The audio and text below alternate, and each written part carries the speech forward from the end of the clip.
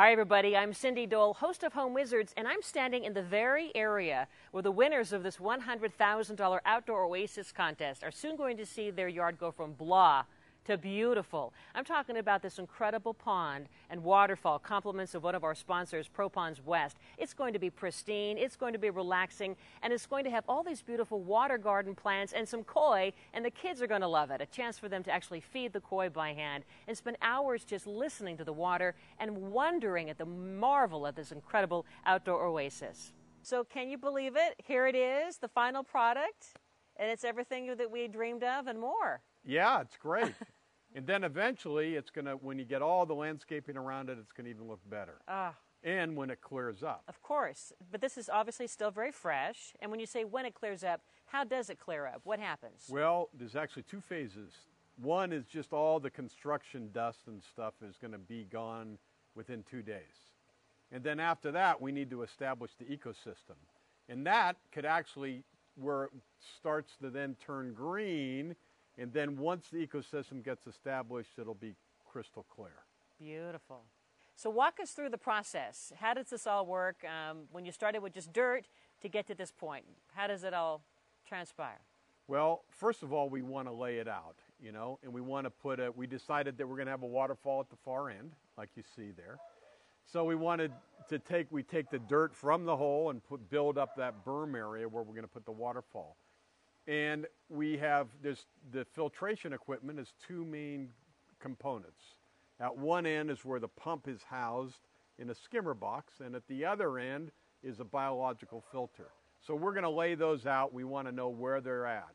And we're going to connect the lines actually between them, so then when we excavate and put dirt, we don't have to dig again. So we're going to cover the lines, we're going to cover the boxes, and basically do the rough form. And what goes on at the base of the pond? What do we have? You put it's a rubber liner, and it's not dissimilar to rubber that's like on an inner tube.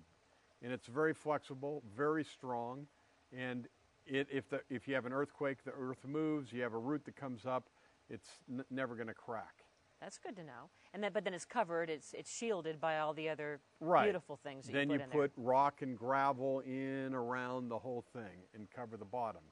And that's been a big story of debate, whether you should have rock or gravel, and people go, well, if I have rock and gravel, how am I going to clean up the muck that gets on the bottom of the pond? Well, you're not going to have muck here, right? Well, the reason you don't have muck is because we actually colonize beneficial bacteria that grows and lives in the rock and gravel at the bottom.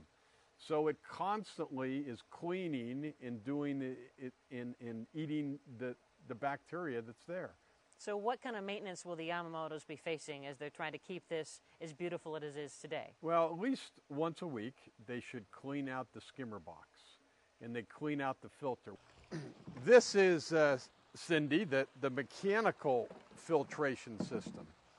And as you can see, it's we already collected some little bit of debris in here, and this whole net comes out. This is probably the fourth or fifth, or even more than that, generation design. And as you get leaves and stuff, you just take it out and empty it. If I put a leaf or something that's out there, then it's going to be skimmed in, and you can't. And of course you can't hear, there's the leaf that turned up. So, and you can't hear the pump. Oh, and I can't wait to see the fish arrive. That's going to be the key to the whole thing. A lot of people don't go out and watch their flowers grow in the backyard, but they will go to their pond and feed their fish and watch the fish grow. And we have little fish that actually were born in our pond. I don't know if I think you saw those. Yes. Well, those now, I mean, we just walk over. They're sharks. Well, they're about this big at this point. We walk over to the pond, and they can hear our voice if you're talking, and they all come over to the surface. I put my hand in, and they're all, run around nibbling. your hand. Yeah, nibbling in your hand. So it's really a lot of fun. Oh, I can't imagine. It seems so much fun. And so what are some of the fun snacks that you'd recommend that the Yamamotos will be feeding their fish? Besides the regular food that they're to buy, but some people food that they can get away with. Well, fruit, they like watermelon. They actually like cantaloupe, orange. I heard peas maybe. Or... Yeah, peas. peas or Cheerios. Yeah, they'll eat Cheerios. You put Cheerios in there, they'll eat them. Yeah. Yeah, probably just about anything. Yeah, dog kibble. Well, actually, we got a bunch of fish over at our store, and that's what they fed them on puppy chow.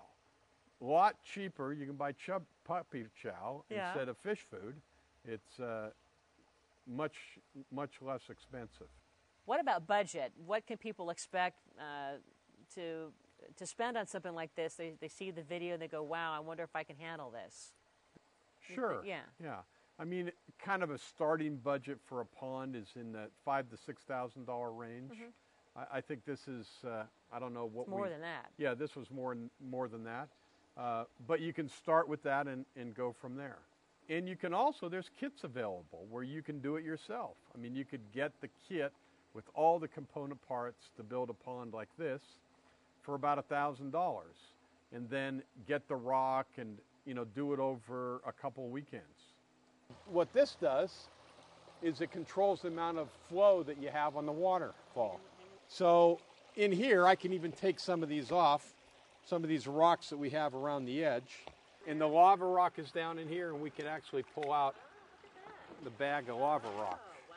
So that's the lava rock. And we like the lava rock because that's keeping it all nice and clean. That's right, because we're going to colonize the beneficial bacteria in the lava rock.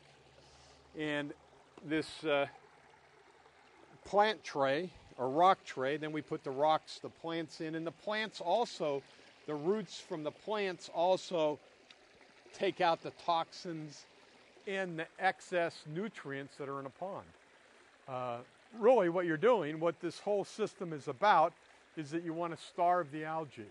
And if there's too much nutrients in the pond, the algae is a plant and it just takes over and goes wild. But if you can mechanically, by removing debris, and then biologically take the nutrients out, you starve the algae, and you're going to end up with a crystal clear pond. So is this incredible or what? I think it turned out so beautifully. I am so jealous and wish I had a pond like this. But I am happy also for the Yamamotos because this is going to be such a focal point. It's going to change their lives. They're going to spend so many more hours out here in their backyard. It truly makes this the outdoor oasis. And if it's something that you think you would like to have in your backyard, it's doable, and you've seen now it's really low maintenance and it can be affordable. So do check out the website of this incredible company, propondswest.com, and check out my show Saturdays 8 to 9 on News Talk 870 KRLA Home Wizards. For now, I'm Cindy Dole.